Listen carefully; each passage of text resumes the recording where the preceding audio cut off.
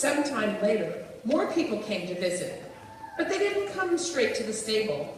These three important people, sometimes called kings, sometimes wise men, they knew from examining the heavens that an important event was taking place. A bright star arose in the sky, and they followed it to worship the person whose birth it foretold. They knew that the star heralded the King of the Jews. And where would a king be born? Yes, they went straight to the palace, but they didn't find him there. Then they saw the bright star ahead of them again and followed it until it stopped.